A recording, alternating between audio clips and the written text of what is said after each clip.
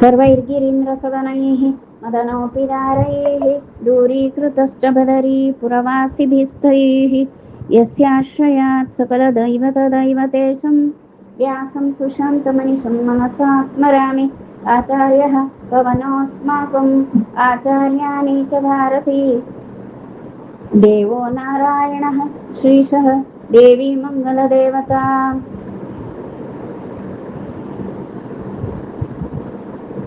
विश्वोत्तमं हरिं श्रीशं विश्वजीवोत्तमानिलं विश्वोत्तमगुणाकारं विश्वोत्तमयतिं श्रये अशेषवेदान्तकृतान्तसारव्याख्याविहारान् हरिभक्तिसिन्धून् त्रिविक्रमार्यान् परमान् गुरून् मे नारायणार्यांश्च गुरून् नमामि।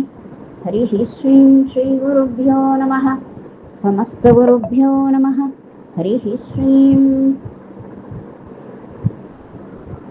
ಶ್ರೀಮನ್ ಮಧ್ವವಿಜಯ ಮಹಾಕಾವ್ಯದಲ್ಲಿ ನಾವೀಗ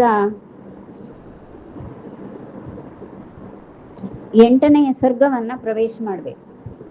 7ನೆಯ ಸರ್ಗದಲ್ಲಿ ನಮಗೆ ಪ್ರಮುಖವಾಗಿ ಇಡೀ ಸರ್ಗದ ತುಂಬ ಆಚಾರ್ಯರು ಮೇಲ್ಬದರಿಗೆ ಪಯಣಿಸಿದಂತಹ ವೈಭವ, ಅಲ್ಲಿ ವ್ಯಾಸದರ್ಶನ, ಅಲ್ಲಿ ಆ ಶಮ್ಯಾಪ್ರಾಸದ ವರ್ಣನೆ ಮತ್ತು ಹಿಮವತ್ ಪರ್ವತದ ವರ್ಣನೆ, ಶಮ್ಯಾಪ್ರಾಸದಲ್ಲಿ ಹಿರಿದಾದ ಬೋರೆ ಮರ ಅದರ ವರ್ಣನೆ, ಆ ಬೋರೆ ಮರದ ಅಡಿಗೆ ಇರುವಂತಹ ವಿಶಾಲವಾದಂತಹ ವೇದಿಕೆ, ಅಲ್ಲಿ ಕುಳಿತಂತಹ ಎಲ್ಲ ಋಷಿಜನರು, ಆ ಋಷಿಗಳ ಮಧ್ಯೆ ಉಪದೇಶಕರಾದಂತಹ ಜಗದ್ಗುರುಗಳಾದಂತಹ ವೇದವ್ಯಾಸರು, ಆ ವೇದವ್ಯಾಸರ ವರ್ಣನೆ ಇಷ್ಟನ್ನು ಕೂಡ ನಾವು ಕಂಡದ್ದು. ಇವೆಲ್ಲ ಆಚಾರ್ಯರ ಅನುಭವ. ಆಚಾರ್ಯರು ಆ ವೇದವ್ಯಾಸರ ದರ್ಶನ ಮಾಡಿ ಆನಂದಿಸಿ ಅನಂತರದಲ್ಲಿ ಅದನ್ನೆಲ್ಲ ತಿಳಿಸಿದ್ದಾರೆ. ಆ ಆಚಾರ್ಯರ ಮಾತುಗಳನ್ನೇ ಶ್ಲೋಕ ರೂಪದಲ್ಲಿ ಕಟ್ಟಿ ನಮ್ಮ ಮುಂದೆ ಈಗ ಈ ನಾರಾಯಣ ಪಂಡಿತಾಚಾರ್ಯರು ಕೊಟ್ಟಿದ್ದು. ಹೀಗೆ ಮೇಲ್ಬದರಿಗೆ ಆಚಾರ್ಯರು ಹೋದದ್ದು, ಆ ವ್ಯಾಸ ರೂಪದಿಂದ ಪರಮಾತ್ಮ ಏನಲ್ಲಿ ಕಂಗೊಳಿಸ್ತಾ ಇರುವುದನ್ನ ದರ್ಶನ ಮಾಡಿದ್ರು, ಅದು ಅವರ ಭಾಗ್ಯ. ಹೌದು, ಇದು ಮಧ್ವ ಭಾಗ್ಯ, ಮಧ್ವರ ಭಾಗ್ಯ. ಅದು ನಮ್ಮವರೆಗೆ ಮುಟ್ಬೇಕಾಯ್ತು. ಆ ಒಂದು ಕೃಪಾಳುತೆಯಿಂದ ಅಲ್ಲಿ ಮಧ್ವರು ಅದನ್ನ ತಮ್ಮ ಅನುಭವವನ್ನು ಹೇಳಿಕೊಂಡದ್ದು. ಅದನ್ನ ನಾರಾಯಣ ಪಂಡಿತಾಚಾರ್ಯರು ಆ ವ್ಯಾಸ ವರ್ಣನೆಯನ್ನ ಯಥಾವತ್ತಾಗಿ ನಮಗೆ ತಿಳಿಸ್ತಾರೆ. ಹೀಗೆ ಹಿರಿಯರು ನಮಗೆ ಅವರು ಇತಿಮಿತಿ ಇಲ್ಲದೆ ಮಿತಿಗೆಟ್ಟು ನಮಗೆ ಭಾಗ್ಯವನ್ನ ಕೊಡ್ತಾ ಇದ್ದಾರೆ. ಆ ಭಾಗ್ಯವನ್ನ ನಾವು ಪಡೆದುಕೊಳ್ಬೇಕಷ್ಟೆ. ಹಾಗೆ ಇರುವಂಥದ್ದು ಈ ಇಡೀ ಮಧ್ವವಿಜಯ ಕಾವ್ಯವೇ ಅಂತಹ ಮಹಾಭಾಗ್ಯಪೂರ್ಣವಾದಂತಹ ಕಾವ್ಯ. ಅದರಲ್ಲಿ ನಮಗಿದು ಐತಿಹಾಸಿಕವಾದ ಕಾವ್ಯ. ಹಾಗಾಗಿ ಇಲ್ಲಿ ಆ ಮಧ್ವರಿಗಾದ ಆ ದಿವ್ಯಾನುಭವವನ್ನೆಲ್ಲ ಇಲ್ಲಿ ತಿಳಿಸಿರುವಂಥದ್ದು ನಾರಾಯಣ ಪಂಡಿತಾಚಾರ್ಯರು. ನಮಗೇನು ಬೇಕೋ, ನಾವು ಮುಖ್ಯಪ್ರಾಣ ದೇವರನ್ನ ಹೇಗೆಲ್ಲ ಉಪಾಸಿಸ್ಬೇಕೋ ಅದಕ್ಕೆ ಪ್ರಯೋಜನ ಆಗುವಂಥದ್ದು ಈ ಯಾವ ಮಧ್ವವಿಜಯದ ಈ ವರ್ಣನೆ ವಿಷಯಗಳು. ಮತ್ತು ಬಹು ಸಮಯ ಹಗಲು ರಾತ್ರಿ ಎನ್ನುವಂತಹ ಭೇದ ಇಲ್ಲದೆ ಆ ವ್ಯಾಸಮಧ್ವರಿಬ್ಬರ ಸಂವಾದ ನಡೆತಿತ್ತು. ಆ ಸಂವಾದದಲ್ಲಿ ಎಲ್ಲ ಋಷಿಗಳಿಗೂ ಕೂಡ ಬಹಳ ಲಾಭ ಆಯಿತು, ಜ್ಞಾನ ಲಾಭ ಆಯಿತು ಅಂತ ಅದನ್ನು ಕೂಡ ತಿಳಿಸ್ತಾರೆ. ಹೀಗೆ ಲೋಕೋಪಕಾರಕ್ಕಾಗಿ, ಲೋಕ ಕಲ್ಯಾಣಕ್ಕಾಗಿ ಆ ವ್ಯಾಸಮಧ್ವರ ಸಂವಾದ ನಡೆದಿತ್ತು ಎನ್ನುವಂಥದ್ದು ನಮಗಿಲ್ಲಿ ತಿಳಿಯುತ್ತದೆ. ಈಗ ನಾವು 8ನೆಯ ಸರ್ಗವನ್ನ ಪ್ರವೇಶ ಮಾಡುವ. ಪ್ರತಿಭಾ ಪ್ರಭಾ ಪ್ರಮುಖ ಸದ್ಗುಣೈರ್ನಿಜೈಃ ಅತಿ ವಿಸ್ಮಯಂ ನಿಯಮಿನಾಂ ಮನೋನಯನ್ ಪುರುಧೀಃ ಕದಾಚಿದಥ ವೇದನಾಯಕಂ ವಿಜನೇಶನೈರುಪಸಸಾದಕಂ ವನೇ.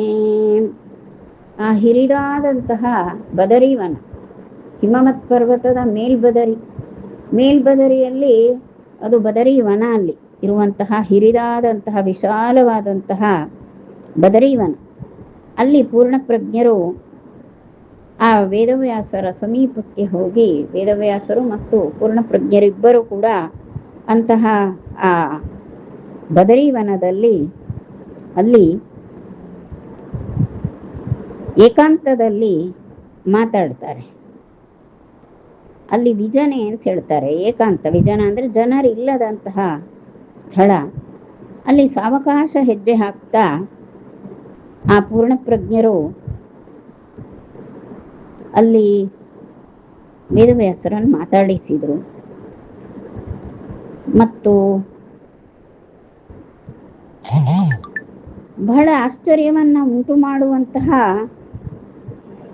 ಗುಣಗಳಿಂದ ಕೂಡಿದವರು ಮಧ್ವರು.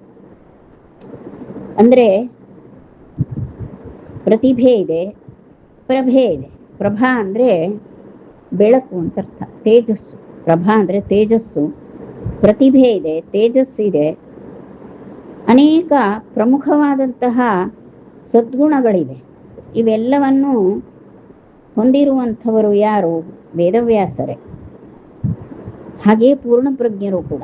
ಹೀಗೆ ಸರ್ವೋತ್ತಮನಾದಂತಹ ಭಗವಂತನ ಅವತಾರ ರೂಪರಾದಂತಹ ವೇದವ್ಯಾಸರು ತಮ್ಮ ತೇಜಸ್ಸಿನಿಂದ, ಆ ಪ್ರತಿಭೆಯಿಂದ ಕಂಗೊಳಿಸ್ತಾ ಇರುವವರು. ಪೂರ್ಣಪ್ರಜ್ಞರು ಅವರು ಅಷ್ಟೆ, ತಮ್ಮ ತೇಜಸ್ಸು ಹಾಗೂ ಪ್ರತಿಭೆಗಳಿಂದ ಲೋಕದಲ್ಲೆಲ್ಲ ಎಲ್ಲರ ಮೇಲೆ ಸತ್ಪ್ರಭಾವವನ್ನು ಉಂಟು ಮಾಡುವಂಥವರು. ಇಂತಹ ಪೂರ್ಣಪ್ರಜ್ಞರು ಆ ವ್ಯಾಸರ ಸಮೀಪಕ್ಕೆ ಬಹಳ ಸಾವಕಾಶ ನಡೆದು ಮೃದುವಾದ ಹೆಜ್ಜೆಗಳನ್ನು ಇರಿಸ್ತಾ ತಮ್ಮ ಗುರುಗಳ ಸಮೀಪಕ್ಕೆ ಹೋದವರು ಈ ನಮ್ಮ ಪೂರ್ಣಪ್ರಜ್ಞರು. ಮತ್ತು ಅದು ಏಕಾಂತ ಸ್ಥಳ, ಬದರೀವನ. ಅಲ್ಲಿ ಏಕಾಂತ ಸ್ಥಳ, ಮತ್ತು ಯಾರು ಜನರಿಲ್ಲ ಅಲ್ಲಿ. ಅಲ್ಲಿ ಏನನ್ನೋ ಮಾತಾಡಿಸ್ಲಿಕ್ಕೆ ಹೋಗ್ತಾರೆ. ಆಗ ಆ ತಮ್ಮ ಉತ್ತಮವಾದಂತಹ ಗುಣಗಳಿತ್ತಲ್ಲ, ಅವರ ತಮ್ಮ ತೇಜಸ್ಸು, ತಮ್ಮ ಪ್ರತಿಭೆಗಳಿಂದ ಆ ಬದರಿಕಾಶ್ರಮದ ಎಲ್ಲ ಋಷಿಗಳ ಮನಸ್ಸಿನಲ್ಲಿ ತಮ್ಮದೇ ಆದಂತಹ ಒಂದು ಅದ್ಭುತವಾದಂತಹ ಪ್ರಭಾವವನ್ನು ಕೊಟ್ಟವರು ಪೂರ್ಣಪ್ರಜ್ಞರು. ಅವರೀಗ ಏಕಾಂತದಲ್ಲಿ ವೇದವ್ಯಾಸರ ಸಮೀಪಕ್ಕೆ ಹೋಗ್ತಾರೆ. ಏನೋ ಮಾತಾಡ್ಲಿಕ್ಕಿದೆ, ಅದೇನ್ ಮಾತಾಡ್ತಾರೆ ನೋಡ್ಬೇಕು. ಸುವಿಶೇಷ ಶೇಷವದ ಶೇಷವರ್ಣಿತ ಪ್ರತಿಬೋಧುರಸ್ಯ ನನು ಶಿಷ್ಯತೋಚಿತ ಗುರುಮಾನಸಸ್ಯ ಗುರುತಾಪಿ ಸತ್ಪತೇಃ ಇತಿ ಸೋಪಸತ್ತಿರಮರೈರಮಾನ್ಯತ. ಈಗ ಅನೇಕ ರೀತಿಯ ಗುಣಗಳಿಂದ ಸುವಿಶೇಷ ಶೇಷವದ ಶೇಷವರ್ಣಿತ ಪ್ರತಿಬೋಧು ಅಸ್ಯ ನನು ಶಿಷ್ಯತೋಚಿತ. ಇಲ್ಲಿ ಹೇಗಿದ್ದಾರೆ ಅಂದ್ರೆ, ಆ ಗುರುಗಳ ಸಮೀಪಕ್ಕೆ, ಶಿಷ್ಯರಾದಂತಹ ಗುರುಗಳಾದ ವೇದವ್ಯಾಸರ ಸಮೀಪಕ್ಕೆ ಯಾವ ಮಧ್ವರು ಹೋಗಿದ್ದಾರೆ, ಗುರುಗಳನ್ನು ಸಮೀಪಿಸಿದ್ದಾರೆ. ಇದನ್ನ ದೇವತೆಗಳೆಲ್ಲ ನೋಡ್ತಾರೆ. ಮತ್ತು ಪೂರ್ಣಪ್ರಜ್ಞರು ಅಂದ್ರೆ ಅವರು ವ್ಯಾಸರಿಗೆ ಸರಿಯಾದ ಶಿಷ್ಯ. ಗುರುಗಳೇನೋ ಬಹಳ ತಿಳಿದವರಿರ್ತಾರೆ, ಸರಿಯಾದ ಶಿಷ್ಯರು ಇರಬೇಕು. ಗುರುಗಳು ಹೇಳುವಷ್ಟು ವಿಷಯಗಳನ್ನು ಗ್ರಹಣ ಮಾಡಬೇಕು. ಯಾಕೋ ಸ್ವಾರಸ್ಯ ಬರುವುದಿಲ್ಲ. ಗುರುಗಳು ಅಂತಲ್ಲ, ಒಂದು ವಿಷಯವನ್ನು ಕೇಳಲಿಕ್ಕೆ ಹೊರಡ್ತೇವೆ. ಹೇಳುವಾಗ ಗುರುಗಳು ಹೇಳುವಂತಹ ಪಾಠವನ್ನ, ವಿಷಯವನ್ನ ಚೆನ್ನಾಗಿ ಗ್ರಹಿಸಬೇಕು. ಅಸ್ವಾರಸ್ಯ ಮಾಡಬಾರ್ದು. ಯಾಕೆ ಅಂದ್ರೆ ತತ್ವ ಅಲ್ಲ, ವೇದಾಂತ ತತ್ವಗಳು. ವೇದಾಂತ ತತ್ವಗಳೆಲ್ಲ ಸುಲಭವಾಗಿ ಮನಸ್ಸಿಗೆ ಹೋಗುವುದಿಲ್ಲ. ಹರಿಯನ್ನ ಸರ್ವೋತ್ತಮ ಅಂತ ಹೇಳ್ತಾರೆ. ಅದು ಹೇಗೆ ಒಪ್ಪಿಕೊಳ್ಳೋದು? ನಾನಂತೂ ಒಪ್ಪಿಕೊಳ್ಳೋದಿಲ್ಲ. ಯಾಕೆಂದ್ರೆ ನನ್ನ ಮನಸ್ಸಿನಲ್ಲಿ ನಾನೇ ಸರ್ವೋತ್ತಮ ಅಂತ ಇರ್ತದೆ. ಯಾರಿಗೇನು ಕಡಿಮೆ, ನಾನು ಎಲ್ಲರಿಗಿಂತ ಮಿಗಿಲಾದ ಮಹಾವ್ಯಕ್ತಿ ಅಂತ ನನ್ನ ಬಗ್ಗೆ ನನಗೆ ಇರ್ತದೆ. ಇನ್ನೊಬ್ಬ ಯಾರೋ ಹರಿಯನ್ನ ಸರ್ವೋತ್ತಮ ಅಂದ್ರೆ ತಕ್ಷಣ ಒಪ್ಪಿಕೊಳ್ತೇನಾ? ನಮ್ಮ ಮೂಲಭೂತವಾದ ರೋಗ ಯಾವುದು ಗೊತ್ತಾ? ನಮ್ಮ ಮನಸ್ಸಿನಲ್ಲಿರುವ ರೋಗ ಗರ್ವ. ಆ ಗರ್ವದಿಂದ ನಾವು ಪರಮಾತ್ಮನನ್ನು ಲಕ್ಷಿಸುವುದಿಲ್ಲ, ಗುರುಗಳನ್ನು ದೂರೀಕರಿಸ್ತೇವೆ. ಅಂತೂ ಹುಟ್ಟಿಯಾಗಿದೆ, ಹೀಗೆ ಆಯುಷ್ಯ ಕಳೆದು ಒಂದು ದಿನ ಈ ಜನ್ಮ ಪೂರೈಸಿ ಹೋಗ್ತೇವೆ, ಮತ್ತೆ ಬರ್ತೇವೆ. ಯಾವ ಜನ್ಮ ಸಿಗ್ತದೆಯೋ ಗೊತ್ತಿಲ್ಲ. ಆ ಹರಿಗುರುಗಳ ದಯೆಯನ್ನು ಒಮ್ಮೆ ಸ್ಮರಣೆ ಮಾಡಿಕೊಂಡ್ರೆ ನಮ್ಗೆ ಈ ಗರ್ವ ಕರಗ್ತದೆ. ನಾನು ಬದುಕಿರುವುದು, ಉಸಿರಾಡುವುದು, ನನ್ನ ಯಾವುದಾದ್ರೂ ಒಂದು ಭಗವತ್ ಸಂಬಂಧಿಯಾದಂತಹ ಯಾವ ಕಾರ್ಯ ಇದ್ರೂ ಅವ ಮಾಡಿಸಿದ, ನಾ ಮಾಡಿದೆ ಅಂತ. ಹೀಗೆ ಶರಣಾಗತಿಯಲ್ಲಿ ನಾನು ಹರಿಗುರು ಶರಣಾಗತಿ ನನಗೆ ಅಭಾವ ಇತ್ತು ಅಂದರೆ ಆಗ ನನಗೆ ಈ ಗರ್ವ ಅಳಿದು ಹೋಗ್ತದೆ. ಈಗ ನಮ್ಮ ಮುಖ್ಯವಾದ ಕರ್ತವ್ಯ ಏನು ಅಂದರೆ ನಮ್ಮೊಳಗಿರುವ ಗರ್ವನ ಅಳಿಸಿ ಹಾಕ್ಬೇಕು. ನಮಗೇನು ತಿಳಿಯದ ಒಂದು ಪುಟ್ಟ ಮಕ್ಕಳು ನಾವು. ಹಾಗೆ ಆ ವಿನಮ್ರತೆ ಇರಬೇಕು. ಈ ವಿನಮ್ರತೆ ಎಲ್ಲ ಉಂಟಾ? ಯಾರಿಗಾದರೂ ಉಂಟಾ ಅಂದ್ರೆ ಉಂಟು. ಯಾರಿಗೆ? ಆಚಾರ್ಯರಿಗಿಂತ ಮತ್ಯಾರು ವಿನಮ್ರ ಬುದ್ಧಿಯಿಂದ ಇರುವವರು? ಲೋಕಕ್ಕೆ ಮಾತ್ರ ಅವರು ವಿನಮ್ರಧಿಯ ಸತತಂ ಅಂತ ಶಿಷ್ಯರಿಗೆ ಮಾತ್ರ ಬೋಧಿಸಿದ್ದಲ್ಲ, ಅವರೇ ವಿನಮ್ರ ಬುದ್ಧಿ ಉಳ್ಳವರು. ತನ್ನನ್ನು ದಾಸ ಅಂತ, ಹರಿಯ ದಾಸ ಅಂತ ಅವರು ಕರೆದುಕೊಂಡದ್ದು ಹೌದು, ಹಾಗೆ ಆಚರಿಸಿದವರು ಅವರು. ಉಳಿದವರು ಕಾಣ್ತಾರೆ, ಅಲ್ಲಲ್ಲಿ ಕಾಣ್ತಾರೆ, ದಾಸರು ದಾಸರು ಅಂತಾರೆ. ಅವರಿಗಿರುವಷ್ಟು ಸೊಕ್ಕಿ ಯಾರಿಗೂ ಇರುವುದಿಲ್ಲ. ಸೊಕ್ಕಿನಲ್ಲಿ ಇದ್ಕೊಂಡು ಅದೇ ದಾಸ್ಯ ಅನ್ಕೊಂಡ್ ಬಿಟ್ಟಿದ್ದಾರೆ ಪಾಪ. ಅಲ್ಲಿಯವರೆಗೆ ಬಂದಿರ್ತದೆ ಮನುಷ್ಯರಿಗೆ. ಎಲ್ಲ ಪರಮಾತ್ಮ ಕೊಡ್ಬೇಕು ದಾಸ್ಯ ಬುದ್ಧಿ. ಇಲ್ಲಿ ಏನಾಗಿದೆ, ಆ ಅನೇಕ ಉತ್ತಮವಾದಂತಹ ವಿಷಯಗಳುಂಟು.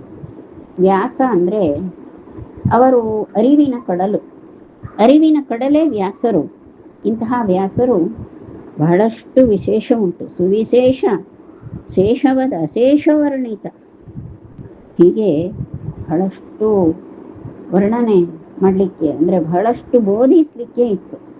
ಕೇಳುವ ಶಿಷ್ಯರ ಯೋಗ್ಯತೆ ಇಲ್ಲ. ಹಾಗಾಗಿ ವ್ಯಾಸರಲ್ಲಿ ಅಪಾರವಾದಂತಹ ಮಿತಿಗೆಟ್ಟ ಜ್ಞಾನ, ಮಿತಿಗೆಟ್ಟ ಅರಿವಿನ ಕಡಲು ವ್ಯಾಸರುಂಟು. ಆ ಅರಿವನ್ನೆಲ್ಲ ಬೋಧಿಸಲಿಕ್ಕೆ, ಕೇಳಲಿಕ್ಕೆ ಅರ್ಹನಾದ ಶಿಷ್ಯ ಬೇಕು. ಯಾರು ಆ ಶಿಷ್ಯ? ಅವರೇ ಈ ಪೂರ್ಣ ಪ್ರಜ್ಞರಾಗಿ ಬಂದಿದ್ದಾರೆ.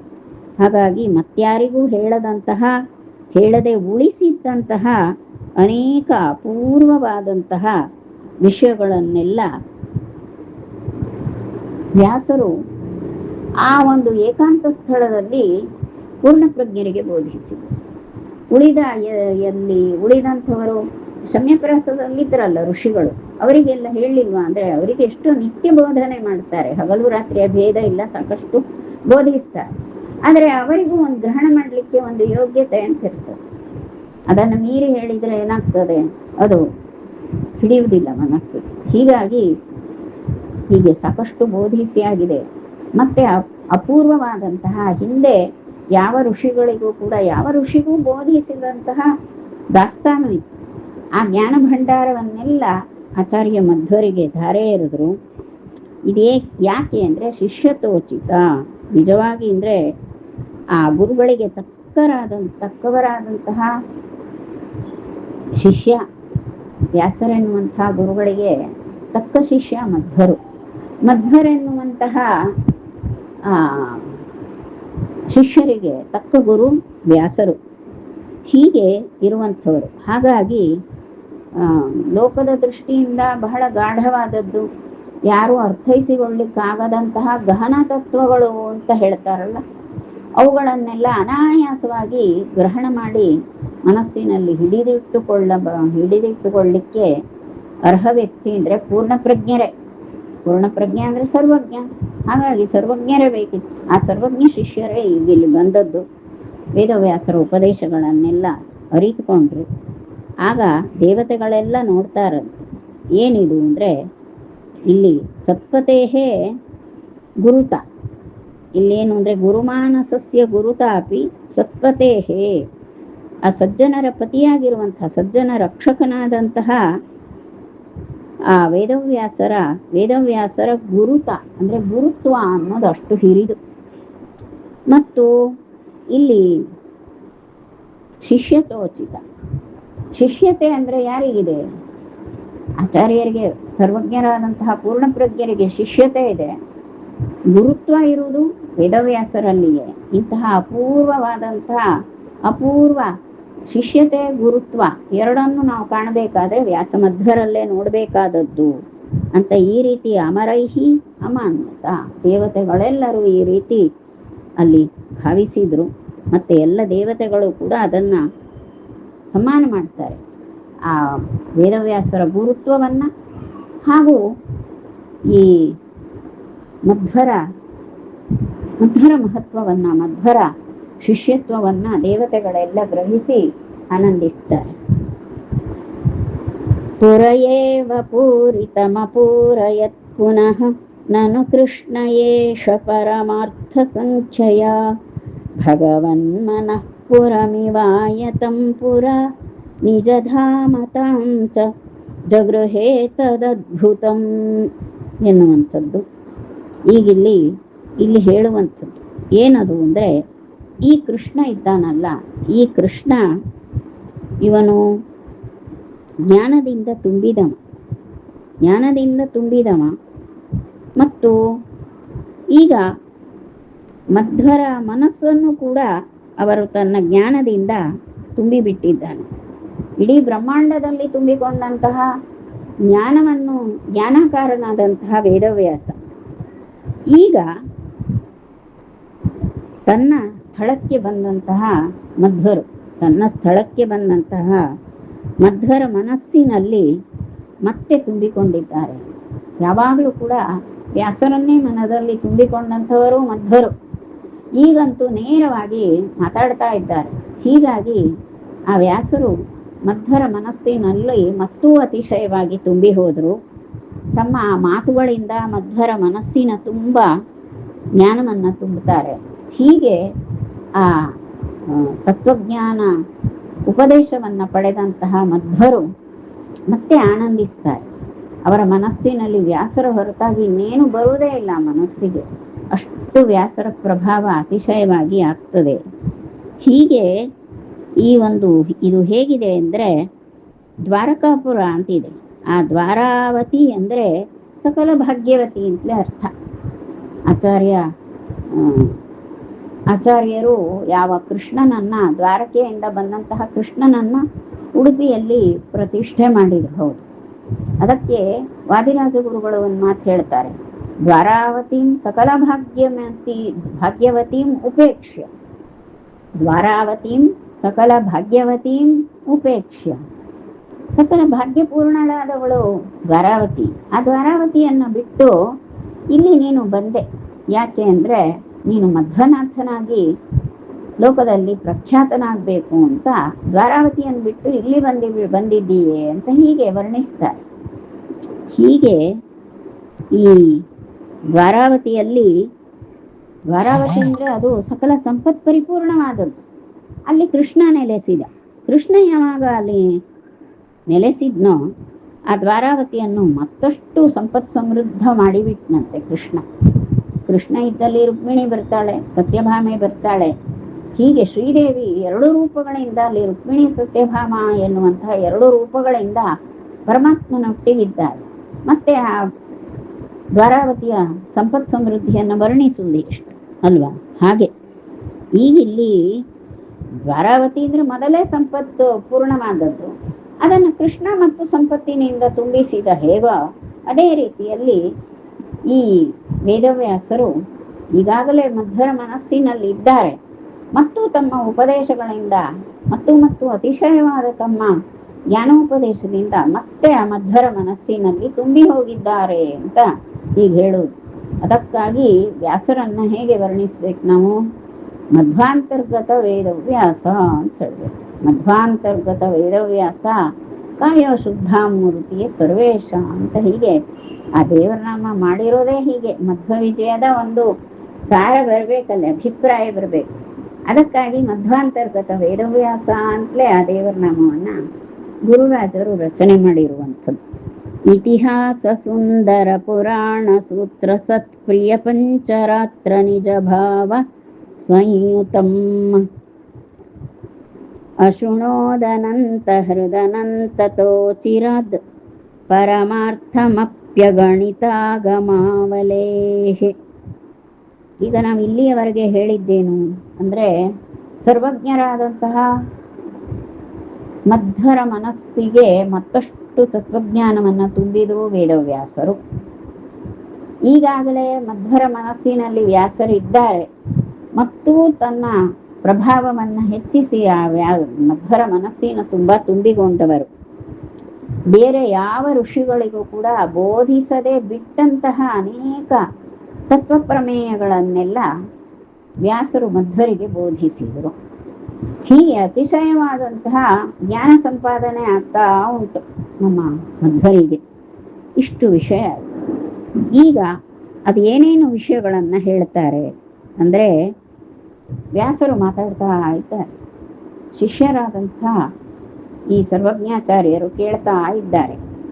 ಏನೆಲ್ಲ ಉಂಟು ಅದು ಅಂತ ಕೇಳಿದ್ರೆ, ಅವರು ಇಂತಿಷ್ಟು ಅಂತ ಎಣಿಸಿ ಹೇಳಲಿಕ್ಕೆ ಆಗದಷ್ಟು ವೇದರಾಶಿ ಉಂಟು.